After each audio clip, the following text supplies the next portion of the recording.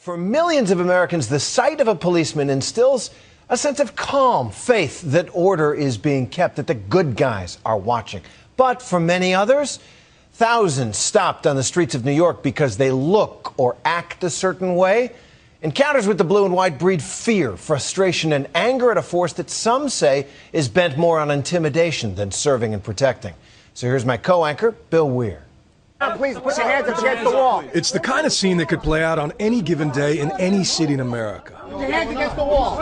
Men in blue stopping young men of color. Why am I being frisked? As tensions rise. What's going on? In this case, a robbery suspect is cuffed. Listen to me. You're not free to leave. Just stay here. Turn around. What am I being arrested for? I didn't do anything wrong. The others released, and the cops managed to keep it by the book. I don't get it. I understand you're upset, but I'm sorry for the inconvenience. But this scene is just pretend. It is an NYPD training drill to reinforce a proper way to do what is known as a 250, that controversial tactic designed to stop crime before it happens. Controversial because critics say 250s rarely happen with this much courtesy and this much probable cause.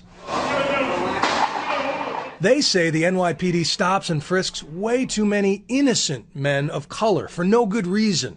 He was holding me, he was going through your pocket, he was going up, down. You want to go to jail? For what? Shut your mouth, kid. What am I getting arrested for? Shut your mouth. What am I getting arrested for? For being a mutt, you know what? That's a law, being a mutt? He was going through my sweater. Then that's when he told me to keep my hands on my head. So I was like this the whole time. Frustrated by how often he was being stopped in his Harlem neighborhood, a 16-year-old son of a cop named Alvin says he hit record on his iPod one night in 2011. Why you push me out for? As two undercover officers approached. Our job is to look for suspicious behavior. When you keep looking at us like that, looking back. Because y'all always like stop. I just got stopped like 2 blocks away. Like, Listen to me.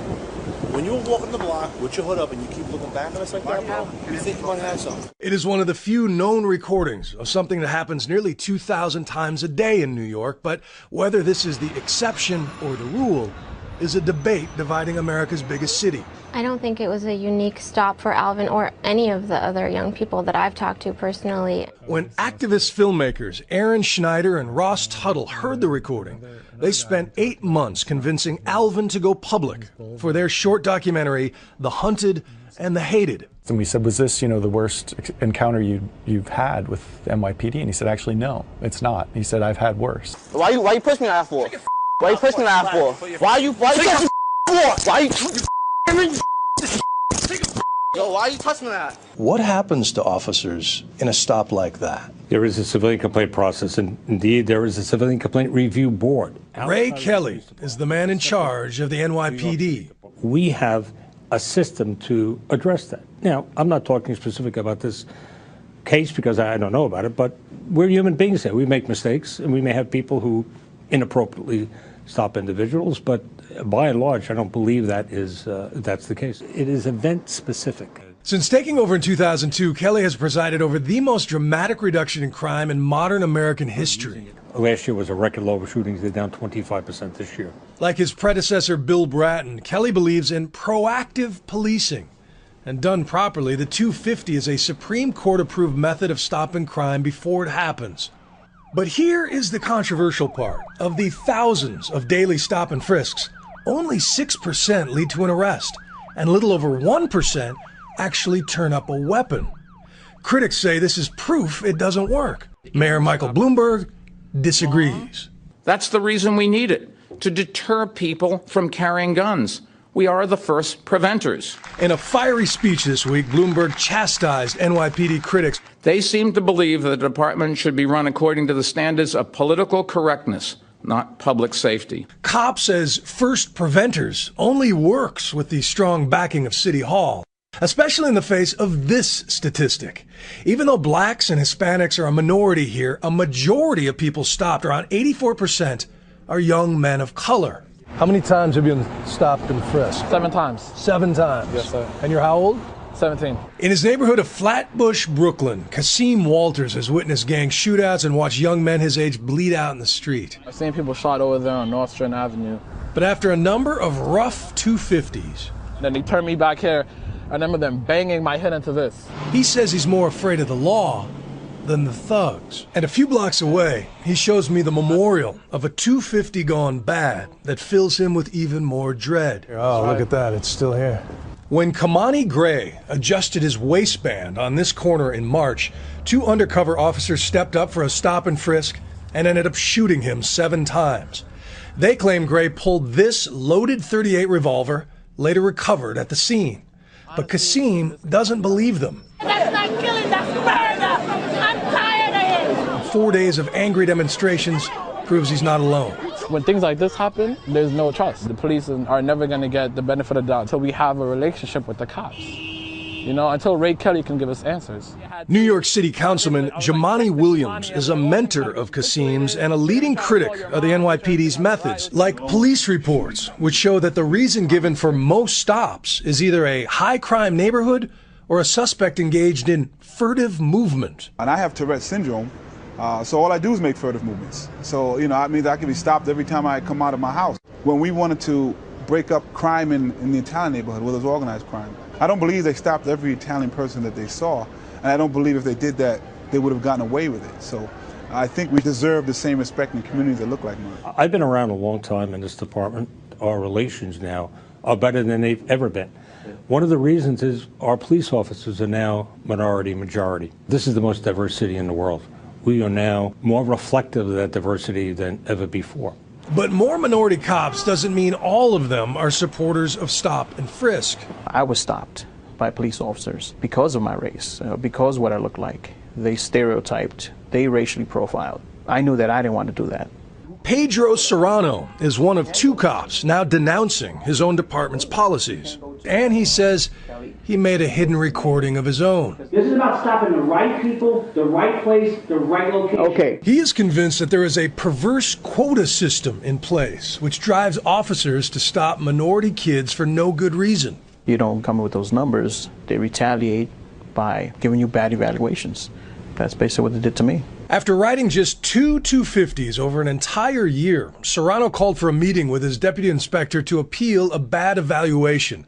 He also says he wore a wire and recorded this. Again, take my haven where we had the most problems. Right. And most problems we had there was robberies and grand larcenies. And who are those people robbing? The problem was what? Male blacks, and I told you the roll call, and I have no problem telling you this.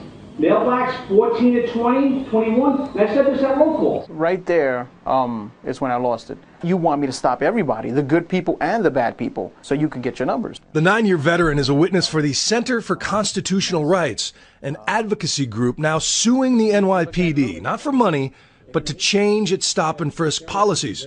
While Serrano and his attorneys say this is proof of racial profiling, the NYPD insists the inspector was talking about specific suspects in a specific string of crimes, and that Serrano was fishing to collect damning evidence for the lawsuit. For context, the inspector also said this. 99% of these people in this community are great, hard-working people, but we still are one of the most violent commands of the city. Yes. And to stop 2 people, you know, to see only 2 things going on, that's almost like you're purposely not doing your job. This is a business. We have almost a $5 billion budget a year. So we run it like a business, and it's fair to ask the employees here to do their fair share. How does a number of 250s a month, a week, a year affect an officer's career? If an officer continually doesn't do what the commander wants him to do, I don't think it's going to positively affect his career, for sure, but I don't think it negatively affects him. If you don't meet the numbers, you're a bad cop. That's just how they see it. But Pedro Serrano has no doubt he has negatively affected his career by breaking the thin blue line. Yeah, you got bad guys out there who want to hurt me because I'm wearing their uniform, and you got the hierarchy who wants to hurt me because I spoke the truth. But Commissioner Kelly insists that race is not a factor. It's just that most of his officers are sent where most crimes are reported, and that up to 75% of violent crime victims describe their attacker as a black male. The percentage of people who stop, it's 53% African American. So really, African Americans are being understopped in relation to the percentage of people being described as being the perpetrators of violent crime. The stark reality is that crime happens in communities of color. They are being disproportionately victimized. NYPD, keep your hands off me. I'm just curious what you would say to the kid, the good kid, who's growing up in these rough neighborhoods, who resents the fact that he gets stopped 5, 6, a dozen times in his young life and forms his opinion of authority around those exchanges. What would you say to that kid? We're trying to save his life, and we're trying to save the life of other young people who are disproportionately victimized on the streets of this city and other cities throughout America. Encounters with the blue and white breed fear, frustration, and anger at a force that some say is bent more on intimidation than serving and protecting. So here's my co-anchor, Bill Weir. Please put your hands up against the wall. It's the kind of scene that could play out on any given day in any city in America. As a 250, that controversial tactic designed to stop crime before it happens. Controversial because critics say 250s rarely happen with this much courtesy and this much probable cause. They say for millions of Americans, the sight of a policeman instills a sense of calm, faith that order is being kept, that the good guys are watching. But for many others, thousands stopped on the streets of New York because they look or act a certain way. Hands against the wall. Men in blue stopping young men of color. Why am I being frisked? As tensions rise. What's going on? I didn't do anything wrong. In this case, a robbery suspect is cuffed. Listen to me. You're not free to leave. Just stay here. Turn around. What am I being arrested for? I didn't do anything wrong. The others released, and the cops managed to keep it by the book. I don't get it. I understand you're upset, but I'm sorry for the inconvenience.